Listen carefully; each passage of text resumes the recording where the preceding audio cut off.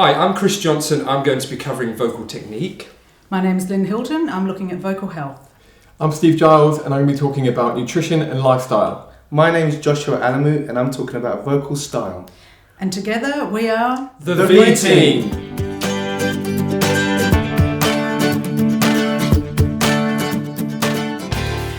I just wanted to give you some guidelines as to when to go and seek professional medical advice.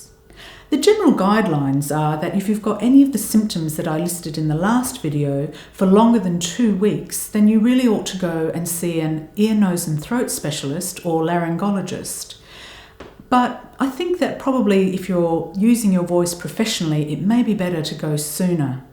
It's very important if you're in performing arts and if you're a singer that you see an ENT specialist who actually understands the performing arts, because the way that you use a voice when you're singing is quite different and not all ENTs understand this. If you're not sure who to go and see, then ask your voice teacher because they should have a list of recommended ENTs. You may need a GP referral, but sometimes the voice teacher can actually refer you directly to the ENT specialist.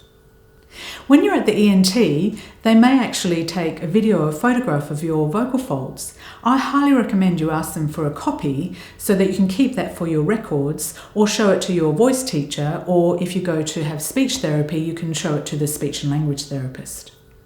Let me reassure you, the earlier the intervention, the better the outcome.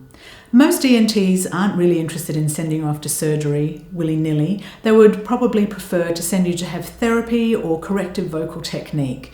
So make sure you don't wait until it's too late, because if you do, then you may have to stop singing for a while, take vocal rest, or even worse, go to surgery. Now, the typical kind of conditions that require surgery include hard nodules, granulomas, and vocal cysts. Those, unfortunately, don't respond too well to therapy.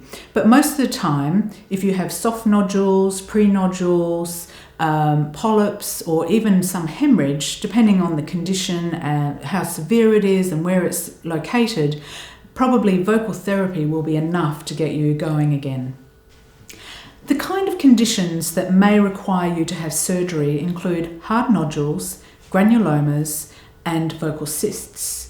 For the most part, as I said, the ENT will hope that he can help you by sending you off to vocal therapy or getting corrective vocal technique. And those conditions include pre-nodules, soft nodules, minor hemorrhages and polyps. Of course, it does also depend a little bit on where they're located and how they're interfering with your use of voice.